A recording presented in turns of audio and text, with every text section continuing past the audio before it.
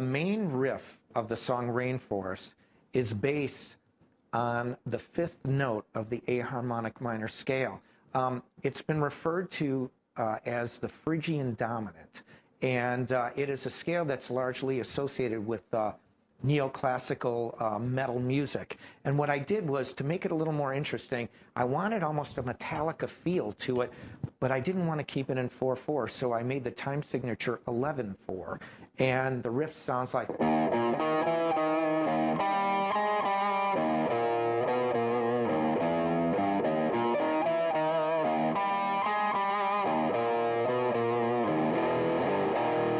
And so then when the drums come in, it's very straightforward, so it gives the feeling that you're headbanging, only it's 11/4, so you just can't go 2, 3, 4.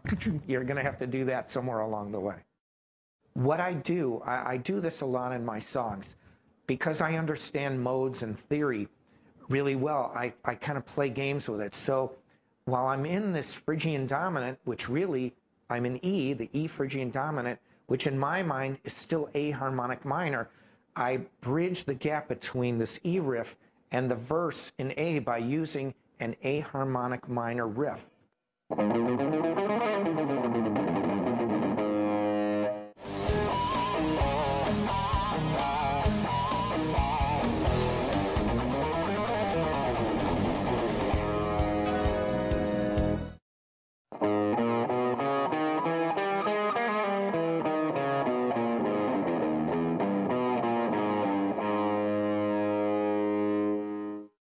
At the end of the song, I start to solo over that Phrygian dominant E riff. And what I like to do is start with repetitive patterns. And I found that especially when you're playing fast, it sounds good to repeat something over and over. And I mean, I learned it from it's the John McLaughlin school again, or the Al Di Meola school, where they repeat a pattern, because even a listener that might not be a guitar player or a musician can latch onto it. One of the things that I did start on and that I work with is a pattern that's is very simple, but it sounds really cool played fast.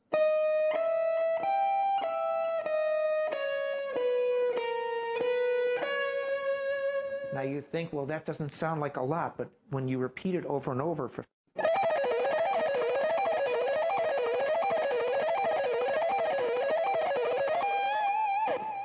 So when I play a pattern like this,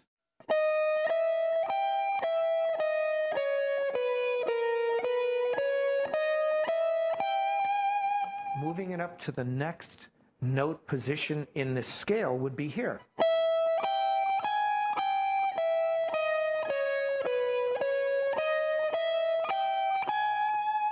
Then you can move it up.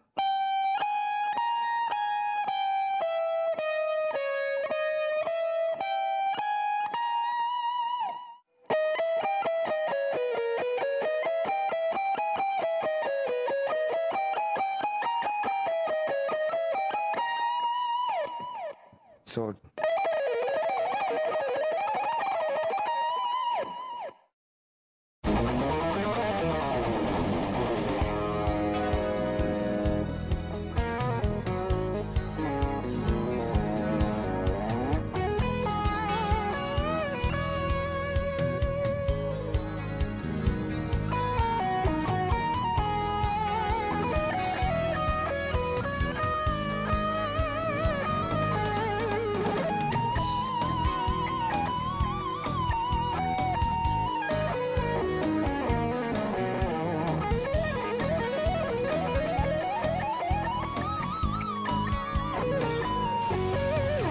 there's a section in the song Rainforest that is at the end of the verse, before I transition to the chorus, where I use an Aeolian mode, but again, I think in the Dorian position. So I actually start in A, and I use a legato phrase, but in my mind, it's the position of D Dorian. So I can think in D because I know every single Dorian position. So I start off...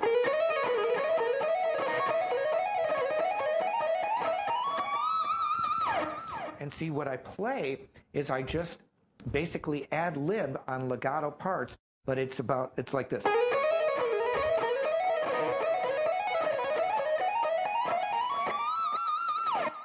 before the transition to the chorus, what I mean by legato is instead of using the alternate picking technique, I choose to use a legato style because it sounds a little more flowing. So I'm not utilizing my pick as much. It's basically one pick per string. So I go.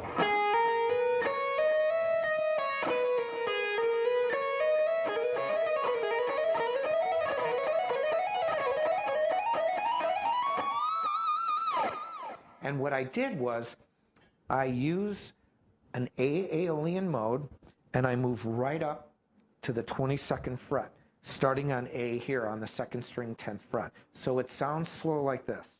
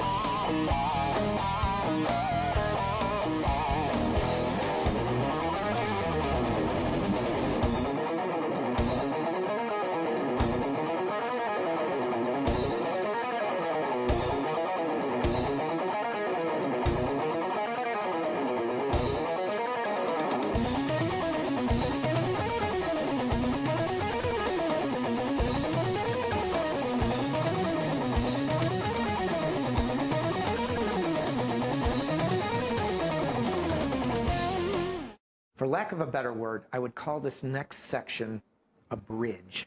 What I tried to do is base it kind of on an El Di Meola type riff, but I used it in phrases in groups of 5, then it went to 7, then 9, then back to 7. And I started on a B Phrygian mode, so it starts, that's the 5, then 7.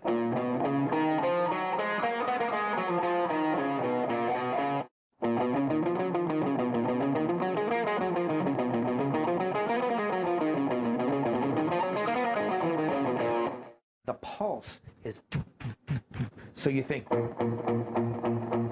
straight through.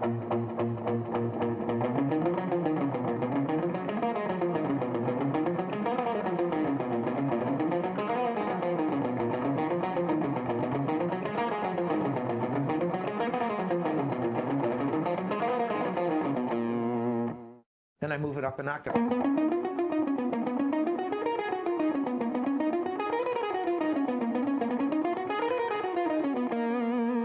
And then I end it, we're going. So I even make it more complex. So at the end of the riff, and